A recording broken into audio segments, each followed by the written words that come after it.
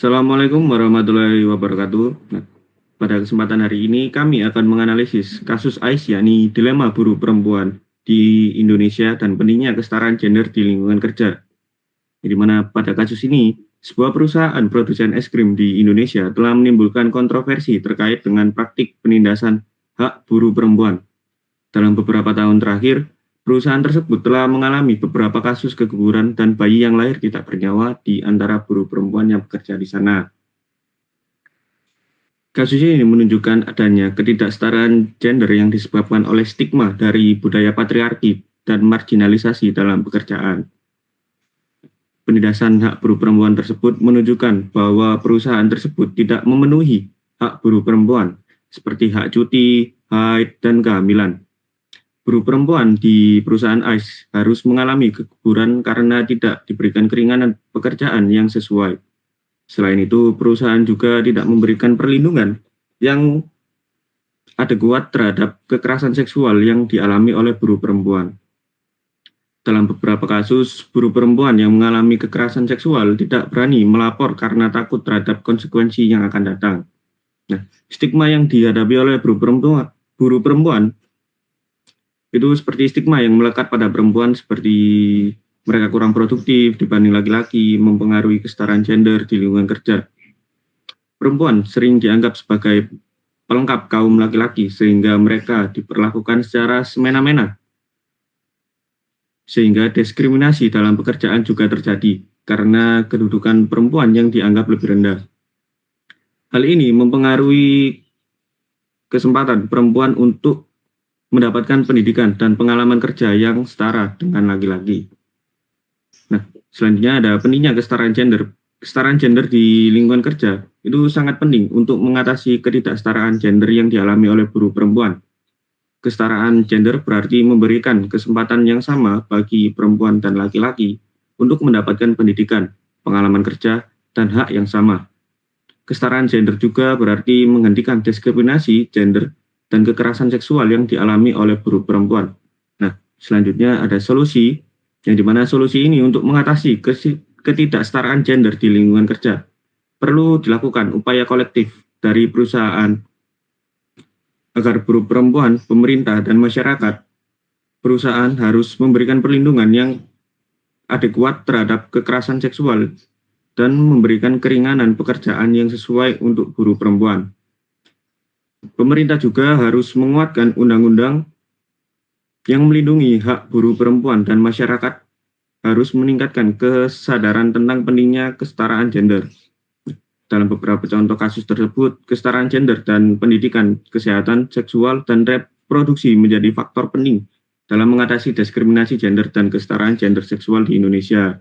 Nah, pada kali ini kami akan menganalisisnya dengan 3 teori gender yang ada.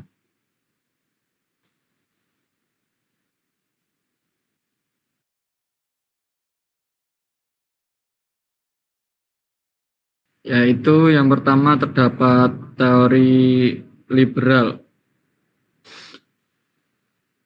Konsep utama menekankan bahwa kesetaraan, kesempatan, dan penghapusan diskriminasi legal serta struktural.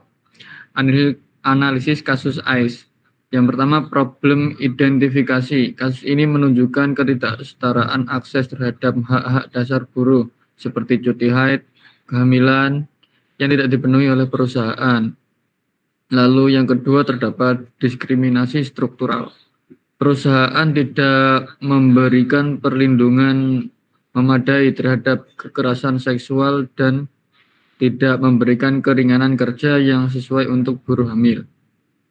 Lalu yang ketiga yaitu terdapat solusi liberal. Dokumen menyebutkan perlunya menguatkan undang-undang yang melindungi hak-hak buruh perempuan yang sejalan dengan pendekatan liberal yang mengutamakan reformasi legal. Yang terakhir yaitu terdapat kritik terhadap kasus. Pendekatan liberal akan fokus pada perbaikan kebijakan perusahaan dan penegakan hukum yang lebih ketat untuk memastikan kesetaraan kesempatan. Untuk selanjutnya akan dilanjut oleh rekan saya. Selanjutnya ada teori gender radikal atau radikal feminisme. Nah, konsep teori gender radikal ini melihat patriarki sebagai sistem penindasan yang fundamental dan sistematik terhadap perempuan.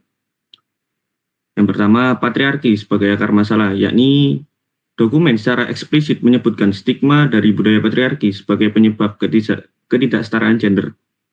Yang kedua, kontrol tubuh perempuan, yang dimana kasus keguguran dan bayi lahir mati menunjukkan bagaimana sistem kerja mengontrol dan membahayakan tubuh reproduksi perempuan. Yang ketiga, kekerasan seksual sistematik. Buruh perempuan tidak berani melapor kekerasan seksual karena takut oleh konsekuensi, yang dimana menunjukkan sistem yang melindungi pelaku dan membungkam korban. Yang keempat, marginalisasi struktural. Perempuan dianggap pelengkap kaum laki-laki dan kurang produktif, mencerminkan ideologi patriarki yang menempatkan perempuan sebagai subordinat. Lalu yang terakhir ada analisis radikal, yang dimana teori ini akan melihat kasus AIDS sebagai manifestasi dari sistem patriarki yang lebih luas yang perlu dibongkar secara fundamental. Selanjutnya akan dilanjutkan oleh rekan saya. Oke, baik. Untuk teori yang ketiga adalah teori gender Marxis atau yang biasa disebut Marxis feminim. Yakni konsep utamanya itu menganalisis penindasan gender dalam konteks sistem ekonomi kapitalis dan eksploitasi kelas, yang mana terdapat bentuk-bentuk ketidakadilan gender seperti yang pertama, eksploitasi ekonomi. Buruh perempuan dieksploitasi tidak hanya sebagai pekerja, tetapi juga sebagai perempuan dengan kebutuhan reproduksi yang diabaikan demi keuntungan perusahaan. Yang kedua adalah kapitalisme dan reproduksi, yang mana perusahaan mengabaikan fungsi reproduksi perempuan seperti kehamilan dan menyusui karena dianggap mengurangi produktivitas dan keuntungan. Yang ketiga adalah kelas dan gender, yang mana menunjukkan bagaimana buruh perempuan mengalami eksploitasi ganda sebagai kelas pekerja dan sebagai perempuan. Selanjutnya, tenaga kerja murah. Stigma bahwa perempuan kurang produktif digunakan untuk membenarkan upah rendah dan kondisi kerja yang buruk. Yang terakhir, solusi struktural. Teori ini akan menekankan perlunya perubahan sistem ekonomi yang tidak hanya fokus pada keuntungan, tetapi juga kesejahteraan kerja termasuk kebutuhan reproduksi perempuan.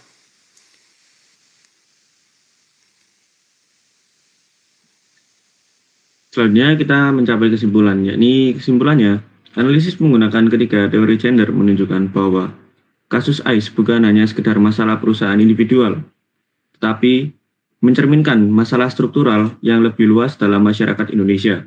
Nah, solusi yang lebih efektif itu memerlukan pendekatan seperti komprehensif yang menggabungkan elemen dari ketiga teori, yakni reformasi hukum atau disebut liberal, lalu transformasi budaya patriarki atau radikal, dan yang terakhir perubahan sistem ekonomi yang lebih berkeadilan Marxis dan sosialis. Mungkin segitu saja analisis dari kami. Sekian, Assalamualaikum warahmatullahi wabarakatuh.